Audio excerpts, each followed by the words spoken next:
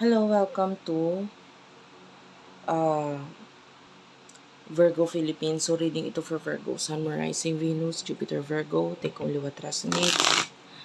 Kung mga gusto magpa-personal reading, punta ka na lang sa aming Facebook page. Doon ka mag-inquire, Ayan, Madam P. TikTok shop namin, Unipri, UNIPRI. Let's start.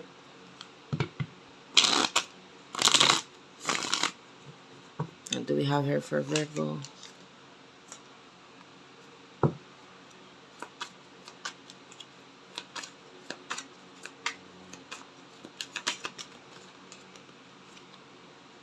You do have your single. And pretending. Pop up. Okay.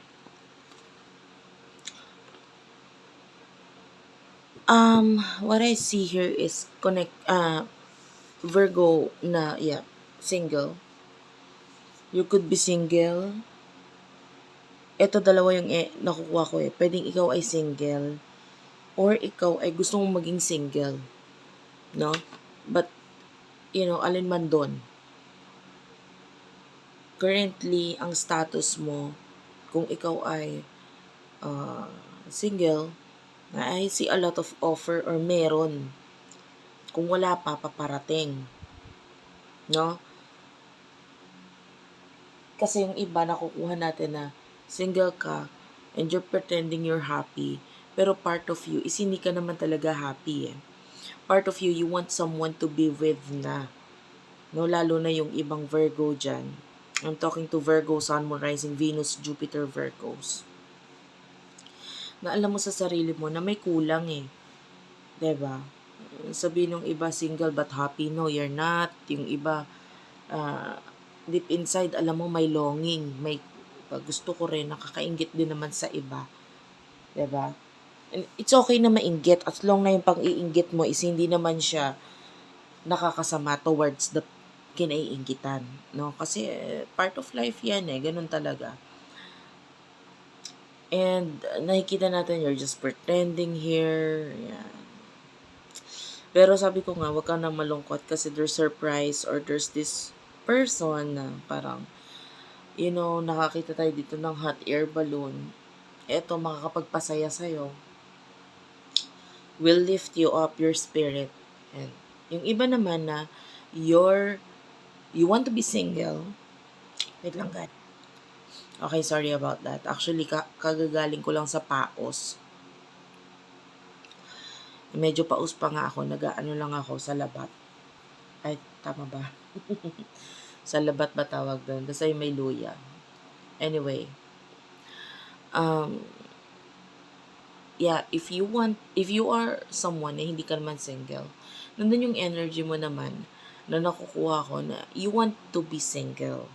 Kasi, nagpe-pretend ka na lang na dyan sa relationship na yan, you're happy. There's this part of you na parang meron kang dreams or gusto mo ilagay sa reality itong nasa isip mo na to. So, alin man doon, sa nakuha kong energy yung sa'yo. Yeah, yung iba sa inyo, you could be dealing with two people, two or more people. Okay.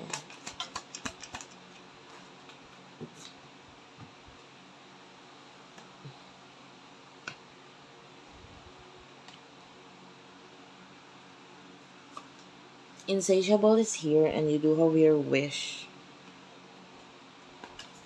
Dalawa yung nakuha kong energy ha. Alin man dito.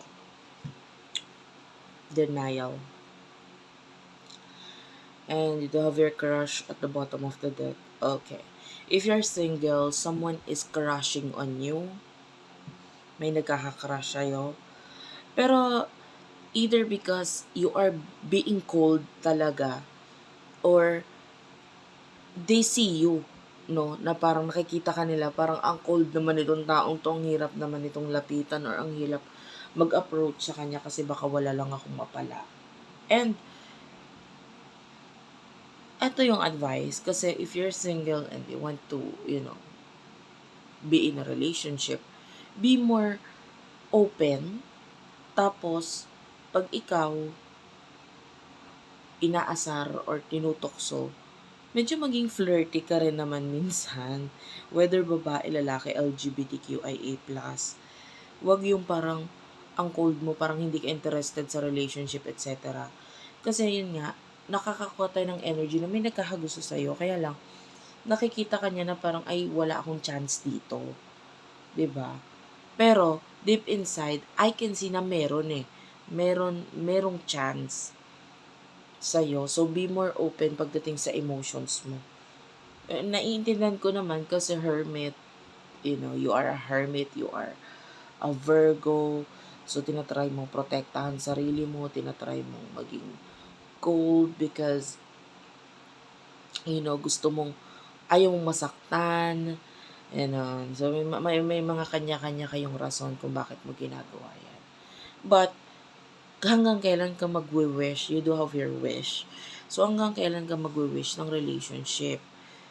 Yan, no? Nakikita natin, you're not facing the truth about what you really want in life. So, it's time for you na maging totoo ka sa kung ano talagang gusto mo sa buhay mo. Okay?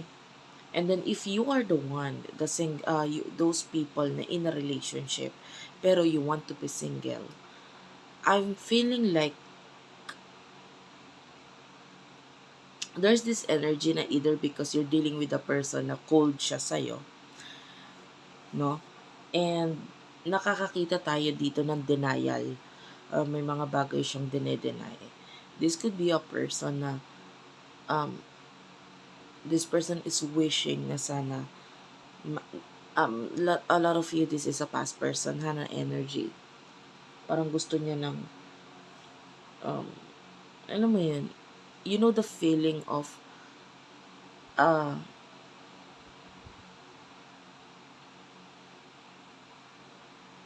nakakuha ko ng energy dito ng may gustong-gusto kang sabihin pero hindi mo masabi. So that's the energy of the person in the past na parang may gusto siya sabihin sa'yo pero parang hanggang wish lang itong mga bagay na gusto niya sabihin sa'yo because yeah, you are in a relationship. And a lot of you pwedeng may soulmate connection dito. Then I can feel na may something sa inyo nitong person na to. Ngayon, nakikita natin itong person na to na parang masasaktan talaga siya. You do have your crush. Ayan. This person is sad, broken, feeling alone. And there's this yearning, no, sa'yo, ng paghahangad, pagkagusto. Nakakuha ko ng energy dito na hindi ko alam kung lahat kayo, or some of you, sige sabihin na lang natin, some of you, pwedeng nagkaroon ng situation sa inyo wherein nagkaroon ng pag-iinuman sa inyo ng person na to or pagsasama sa isang gabi. But this night is like, nag-take siya ng risk. This person, nag-take siya ng risk but then, nasaktan siya after that. And then, because of that particular night, whether nagkaroon kayo ng pag-iinuman or wala, basta gabi yon ang nakukuha kong energy. Pwedeng because of that, nawala na siya ng lakas ng loob to tell you the truth about dun sa emotions niya. And then, sumunod na yung mga bagay na nangyayari sa inyo ngayon, which is denial of the connection, denial of the emotion, etc. Pero this person is wishing and hoping na sana magkaroon pa ng another chance sa inyong dalawa. Okay, what will happen in the near future for you, Virgo? Magsimula tayo sa single. So, for this, kukuha ko ng dalawang future, You do, projected is here, future days, months, weeks. And followed by negotiator. So, negotiator, I'm seeing this as in the near future, nakakakita tayo dito ng energy na parang a lot of love, Ito ko titignan mo, ito yung sa, ano man tawag dito? Like a water fountain. Or tama ba? Ito yung Yung pipindutin mo, may lalabas na water, di ba? Tapos pwede kang uminom. Pero, usually ito sa canteen, no? Way back in high school, meron ganito sa school namin. So, I know this. Yung nasa picture. Pero ang daming water na masasayang kasi hindi naman, walang baso eh. No? So, what I can see here is a future mo, there's a lot of sayang na energy. Sayang na love. Why there's this love na ibinibigay sa'yo but you're not willing to accept it. Or ikaw ito na you have a lot of love to give pero you're not giving it. So, nangyayari sa love, sayang. And there's a lot of opportunity of relationship kaya lang nasasayang kasi nga hindi mo ina-accept. And in the future, you are the one who is controlling your future. Yung iba magtatanong, sino ba yung tamang person para sa akin? Dadating na ba siya? May mga dumating but you wasted it. Hindi mo inaccept, hindi mo tinanggap. Walang tamang tao kasi alam mo wala namang perpektong relasyon. Yung iba matatakot masasaktan. Honestly, hindi mo malalamang nagmahal ka kung hindi ka nasaktan. Part of relationship is masasaktan ka talaga. Kahit anong makita, alam mo marami akong kilalang couples na masaya, happy couples, okay yung relationship. Pero, dumating din sila sa point na hindi sila naging okay kasi wala namang ganun. Kaya kung takot kang masaktan, takot kang magmahal, takot kang makipagrelasyon, you know what your ending is, you know your future is, ngayon pa lang. Hindi mo na kailangang itanong sa akin, sino bang yung right person, tamang person para sa akin. Kung ang tingin mo laging mali, walang magiging tama talaga. 'Di ba? Kasi love and relationship, kailangan niya ng courage, kailangan niya ng tapang, kailangan niya ng risk. And if you're not willing to do that, I'm sorry to say, ngayon pa lang, ando na yung pagiging alone mo talaga in the future. 'Di ba? Ganun lang yon. And punta tayo sa, you control your future. 'Di ba? You control your future. Ganun lang yun. And then punta tayo sa energy naman ng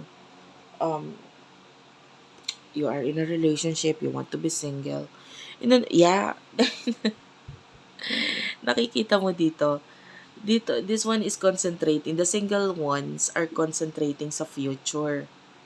No? Ito namang other energy na to is you need to focus on today. The now. 'Di ba? Hamster wheel, yung wheel, and it's a tarot deck, it's like the wheel of fortune.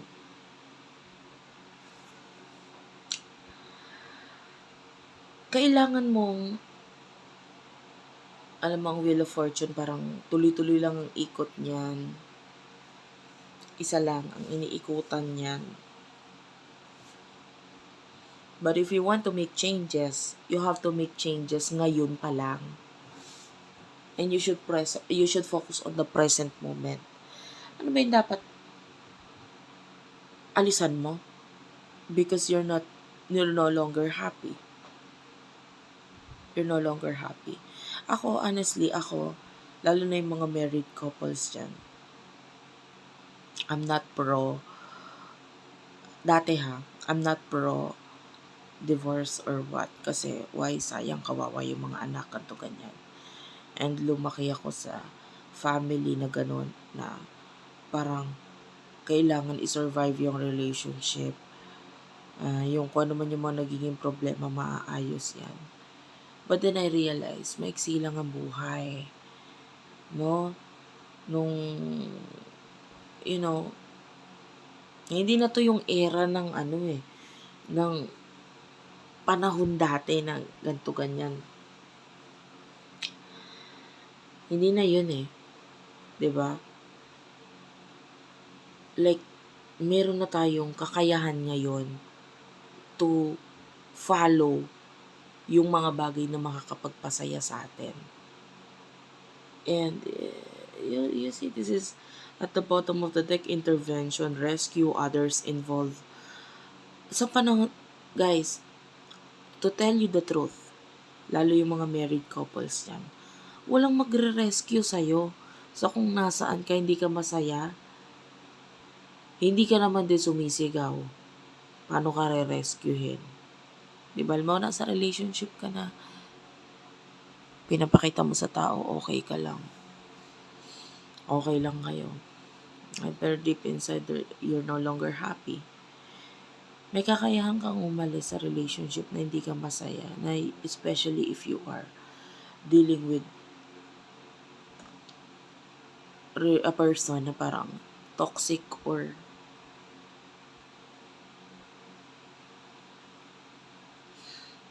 alam mo yun, hindi ka nag-grow.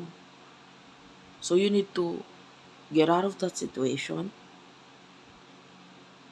This is your present moment. Ikaw may hawak ng present moment mo.